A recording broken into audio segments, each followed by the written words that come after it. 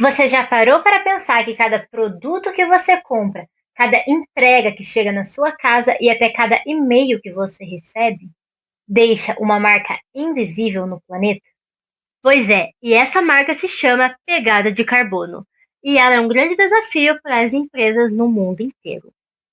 Você sabia que apenas cerca de 100 empresas são responsáveis por 70% das emissões industriais globais?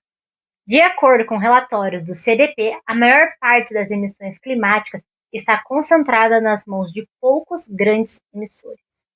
E isso faz com que precisamos mudar completamente a forma como o mundo precisa agir. E quando a gente fala de agir, nós estamos falando da descarbonização, que é o processo de reduzir ou compensar emissões de gases do efeito estufa, que aceleram as mudanças climáticas. E hoje a gente vai explicar o passo a passo de como as empresas podem fazer isso de verdade, começando hoje. Além de falar também o que elas ganham começando por esse caminho. Oi, eu sou a Fabiana. E eu sou a Letícia. E a história da descarbonização começa lá atrás, na Revolução Industrial, quando o mundo começou a produzir em massa e também a emitir em massa. Carvão, petróleo e energia barata realmente impulsionaram o processo. Isso a gente não pode negar. Mas também com eles veio um rastro de poluição e desigualdade ambiental. Por muito tempo ninguém falava de emissões, até que os impactos começaram a aparecer. Ondas de calor, seca, enchentes e crises de energia começaram a surgir cada vez mais.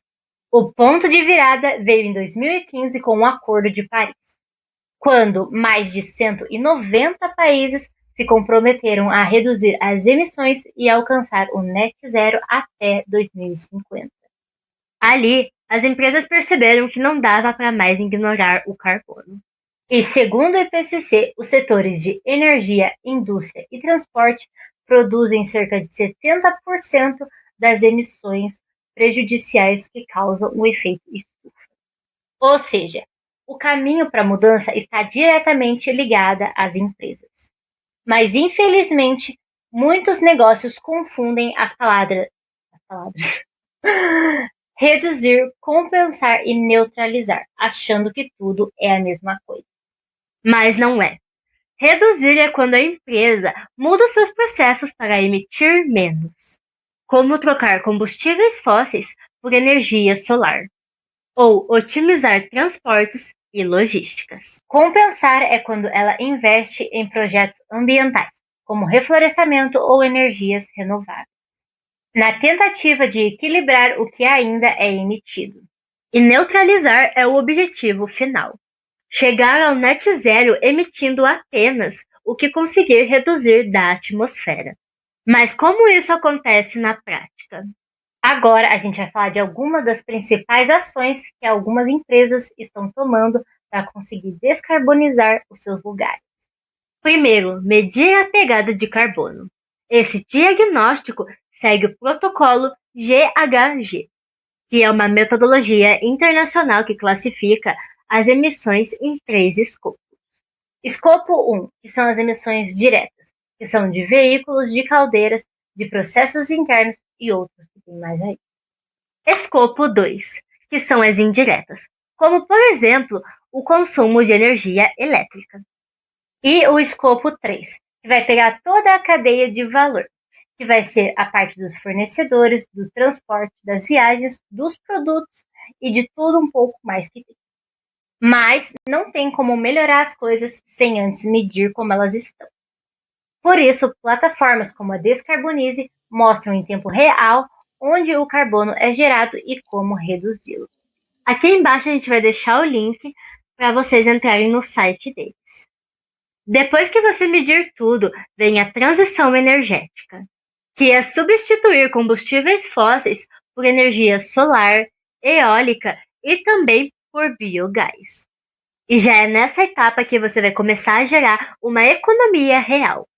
E depois disso vai vir a eficiência operacional, que é quando você vai otimizar transportes, climatização e insumos para reduzir os desperdícios. o que também vai aumentar a sua performance, a sua visibilidade e também vai ajudar a cortar custos. E claro, a gestão de cadeia de valor. E antes da gente falar como a Natura conseguiu reduzir 100% das suas emissões, antes vamos falar da gestão de cadeia de valor, que cobra fornecedores e parceiros para ajudar a diminuir as emissões, criando assim um efeito cascata positivo. Mas lembrando que cada empresa tem um perfil diferente e que cada plano precisa ser personalizado. Porque o tamanho, o setor e a localização da empresa também vão importar. No Brasil e no mundo, várias empresas já estão liderando essas mudanças. Como a Natura, que já neutralizou cerca de 100% de suas emissões em 2007, sendo uma parte de transformações de processos e operações. A Microsoft pretende ser net zero até 2030, investindo em tecnologia limpa. A Ambev está convertendo suas frotas de veículos para veículos elétricos, além de aumentar o uso de energia solar. A Patagônia investe em reflorestamento e economia circular há décadas, mostrando assim que a sustentabilidade é investimento de longo prazo. E a diferença dessas empresas é que elas entenderam que descarbonizar não é custo, e sim estratégia. Segundo relatórios do CDP, empresas que reduzem emissões têm melhor desempenho financeiro e reputacional. Agora a gente vai mostrar os resultados reais que algumas empresas tiveram. Primeiro, começando com a redução de custos operacionais. E depois, indo para o fato que fortalece a reputação com clientes e investidores. Elas cumpriram metas ESG e leis ambientais, sem falar que conseguiram inovações de produtos e processos mais eficientes. Pesquisas mostraram que empresas com meta carbono zero retêm mais o seu talento e também têm um crescimento muito mais rápido. Porque hoje a sustentabilidade se tornou um sinônimo de confiança e competitividade. No começo pode parecer caro, mas ao longo do tempo a pessoa vai perceber que o retorno vai ser garantido.